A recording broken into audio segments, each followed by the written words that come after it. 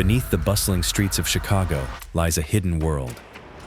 A place where giant tunnels snake through the earth, connecting secret rooms, long-forgotten speakeasies, and maybe even government facilities that don't officially exist. There are whispers of military operations, sealed vaults, and even underground bunkers. This isn't a work of fiction, it's Chicago, and what's hiding underneath it will shock you. Welcome back to Maps Explained, where the past isn't just remembered, it's excavated. Today, we're going beneath the surface, literally, to explore the vast and mysterious underworld of Chicago. Stick around, because by the end of this video, you'll never look at Chicago's streets or sewers the same way again. Let's start with something that does exist, but maybe not in the way they say it does. Officially known as the Tunnel and Reservoir Plan, or TARP, this $4 billion megaproject was designed in the 1970s to prevent flooding in Chicago by creating 110 miles of underground tunnels. These tunnels, stretching up to 300 feet underground, are up to 33 feet in diameter, enough to fit large construction vehicles or even trains theoretically. But here's the thing, no one really knows the full extent of the network. Some believe parts of TARP aren't for water control at all, but for military transport, storage, or civilian relocation in case of catastrophe. And then there's the timing. Construction began during the early 1950s in the days of the Cold War, a time when U.S. cities were secretly building nuclear shelters and hardened command bunkers. Coincidence? And that's where HAARP comes in, the High-Frequency Active Auroral Research Program. While HAARP is based in Alaska and officially focused on ionospheric research, conspiracy theorists claim it can manipulate weather, trigger earthquakes, or interfere with communications.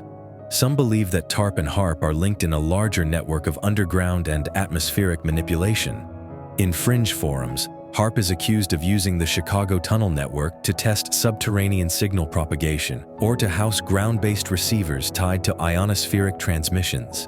Chicago's deep bedrock and existing infrastructure would make it a prime location for such experiments. Most Chicagoans have heard of the Pedway, a 5-mile system of bridges and underground tunnels connecting buildings in the downtown area. But here's where it gets weird. Multiple abandoned branches lead into darkness and are sealed off. Others lead to stairwells with no access points above. Could this pedestrian system be masking entrances to something else? In 2014, residents in Hyde Park, Chicago, reported strange sounds, a locomotive, a giant fan, and grinding noises. The area was later closed with concrete barriers. No explanation was given. And in some parts of the Pedway, the air pressure drops suddenly, similar to the feeling you get in an airplane. Some say it's airflow from ventilation shafts. Others claim it's university construction, emergency generator tests, or building pipes. But no definitive cause has been identified. Before TARP and the Pedway, there was another tunnel system. Built in the early 1900s, the Chicago freight tunnels stretched over 60 miles beneath the city. They were designed to move coal, mail, and merchandise between buildings in total secrecy. The tunnels ran below the subways and were completely hidden from public view. But in 1992, these tunnels became headline news after a leak caused the Great Chicago Flood, flooding basements and disrupting power for days. That was the first time most people even heard of them. All because a piling was driven down into the wrong place and cracked the tunnel. The first we heard of it was from a radio reporter who went to the bridge and saw water swirling as if down a giant drain. According to some researchers and urban explorers, the tunnels were used by government couriers and federal agents during the Cold War, allowing them to transport sensitive materials beneath the city undetected. Reports surfaced in the 70s and 80s of men in suits entering service elevators in loop buildings and disappearing for hours. Other sources claim the tunnels were still being quietly maintained by shadow contractors after the Chicago Tunnel Company ceased operations in 1959. Despite no official activity, ventilation fans still ran, lights still flickered on at night, and according to some, the tunnels were even expanded beneath federal buildings. After the 1992 flood, everything changed. The cleanup led to a crackdown on undocumented infrastructure. Entrances were sealed, equipment was removed, and whatever was happening beneath Chicago quietly stopped. Or maybe it just went deeper. Chicago has no shortage of urban legends, and many of them start underground. Some believe in mole people, entire communities of homeless residents living in the deeper parts of the tunnel systems. Others say they're test subjects, part of secret experiments carried out by government contractors operating below street level. Then there's the curious story of the Millennium Park time capsule. Buried in 2000, it was meant to be opened in the year 2100, but no official record exists of where it actually is. Conspiracy forums claim it's not a time capsule at all, but a sealed vault for something the public isn't meant to find. And in neighborhoods like Bridgeport and Pilsen, there are long-standing rumors of tunnels connecting houses, old churches, and Prohibition-era bars. Some say these were used by bootleggers. Others believe they were built much earlier, for reasons still unknown. Beyond urban legends, there are full-blown conspiracy theories about what Chicago is hiding underground.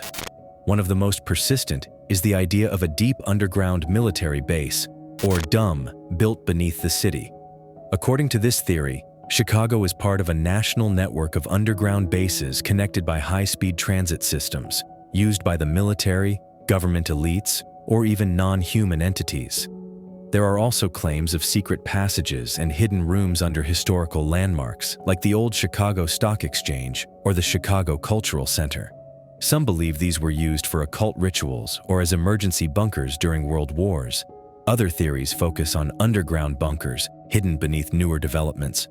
According to these claims, some modern buildings downtown sit atop reinforced structures built during the Cold War, hardened against nuclear threats and capable of housing hundreds of people.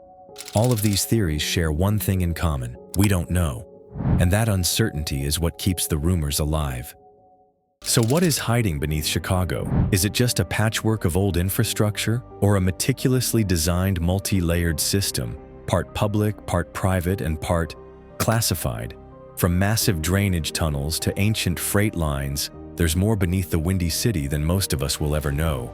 Chicago's surface may be made of skyscrapers and steel, but its foundation is built on mystery, and with every abandoned corridor and sealed hatch, that mystery only deepens.